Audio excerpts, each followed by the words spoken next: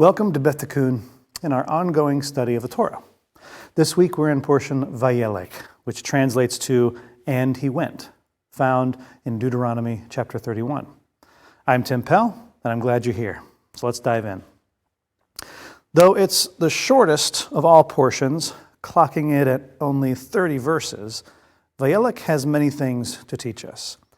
And the portion progresses basically in the following way. Moses tells the people the vision, to be strong and courageous, and that Adonai goes before them and will be with them. Moses publicly tells Joshua to be strong and courageous, that he will go with the people, and that Adonai goes before him and will be with him. Moses tells the priests to regularly teach the people the Torah and to fear God. God tells Moses that he will die, that the people will mess up, making God angry, and to teach them a song that will help mitigate this inclination. God tells Joshua for the second time to be strong and courageous, that he shall bring the people, which is slightly different from Moses' words, and that God will be with him. Moses tells the priests all that God had told him, and finally, Moses teaches the people the song, which is, of course, next week's portion. So, this portion is entirely God speaking either directly or through Moses to Moses, Joshua, and the people. One past lesson we've learned from Grant that I'd like to review is this. Picture, if you will, in your mind, a tightrope walker. She stands balancing on a high wire, balance pole in hand. She is engaged and alert in every minute movement of her body and the wire. She is graceful and rigid, and she is only capable of safe passage because of the perfect weight of the balancing pole. This is a picture of our life. As we walk the straight and narrow edge of life's high wire, we too need a long, evenly weighted balancing pole to carry with us. That pole, of course, is the perfectly balanced Word of God. On the one end of the pole is God as our Melech, our King, and on the other end is God as our Avinu, our Father. On the one end, he gives Torah, law, and on the other, he gives Chen, grace. And to walk this path, we are to stand rigid and strong, using every muscle of our body to keep our footing, stepping forward fluidly with courage. As this portion states 3 times, be strong and courageous. In Joshua 1, verses 7 through 9, we see how fundamental strength and courage are to following Torah. It reads, "Only be strong and very bold in taking care to follow all the Torah which Moses my servant ordered you to follow. Do not turn from it either to the right or to the left." We don't want to fall from the high wire. "Then you will succeed wherever you go. Yes, keep this book of the Torah on your lips and meditate on it day and night, so that you will take care to act according to everything written in it. Then your undertakings will prosper, and you will succeed. Haven't I ordered you? Be strong, be courageous. So don't be afraid or downhearted, because Adonai your God is with you wherever you go." We are children of the great and gracious King, princes and princesses who have been given what we need to walk the tightrope path of life. Never forget that. As for what I've seen in this portion recently, there's a few things I want to share with you today. There's a scene toward the end of a very popular movie that I'm not going to name, so I don't spoil it for you, wherein the hero lays dying after literally having saved the universe. His beloved comes to his side and says to him sweetly, tearfully, "We're going to be okay. You can rest now." It's a touching scene, and it's a beautiful thing to say to a leader before his end. It was also honest. They were going to be okay. Not great, not perfect, certainly not blissfully happy or any idyllic thing, just okay.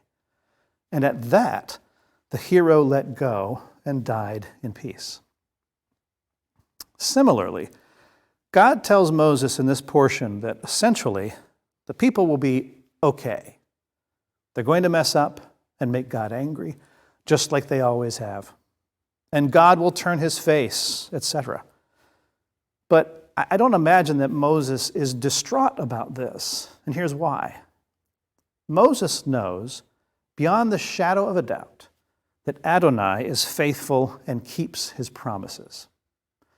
Moses knows before God even speaks a word, and despite the fact that the people could and would break the covenant with God, God will never break the covenant with his people.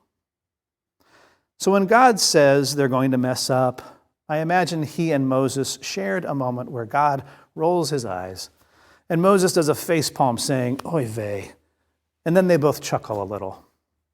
So God is not leaving Moses with bad news just before he dies. That would be cruel.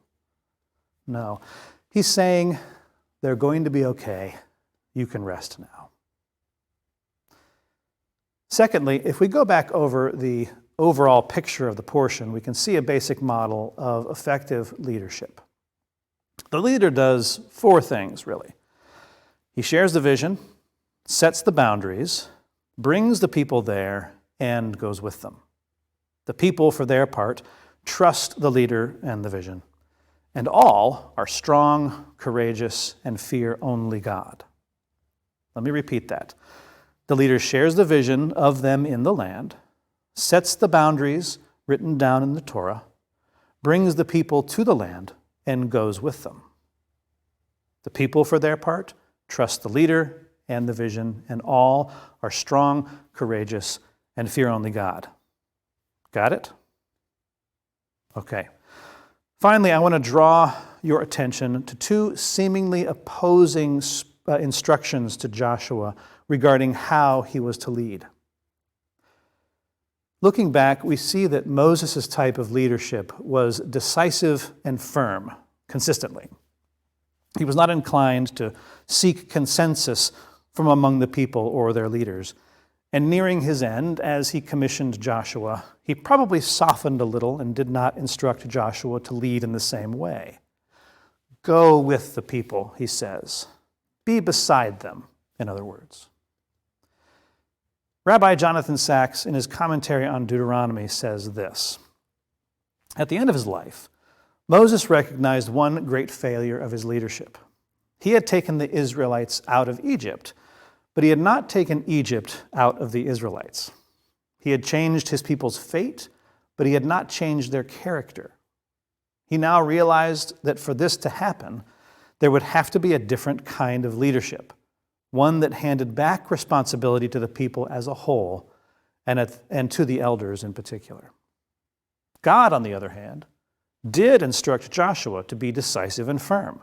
Bring the people, he says, not go with them. In other words, just do it, even if it's against their will. So what's going on here? Well, God wasn't saying that Joshua should be an authoritarian leader, contrary to the instruction that God had given through Moses. The two could coexist, because God was giving Joshua one specific instruction of decisiveness: bring them into the land. So, the instructions to Joshua through Moses and directly from Adonai are not opposing instructions. They are the essential halves of a whole leader. Get the people there, be decisive, and then work with them to realize the vision and the full potential of the people. Good leaders know when to be decisive and when to be cooperative. So, do we seek consensus? Mostly, yeah. Do we just do it? Sometimes, yeah. Good leaders know when to do which. So ask yourself, where in my life do I need to just make a choice and move forward? And where am I being inappropriately authoritative? How do I find the balance? Am I being strong and courageous? Do I hold in my hands the realities of God as my King and Father? the realities of law and grace? Am I just going through the motions, or am I being alert and intentional about every movement of my soul, every placement of my feet along the tightrope of this life? Lots of questions to consider as we draw close to Yom Kippur, the Day of Atonement, and no better time like the present to answer them. May God bless you, and may He make us all into the people He wants us to be. Shabbat Shalom.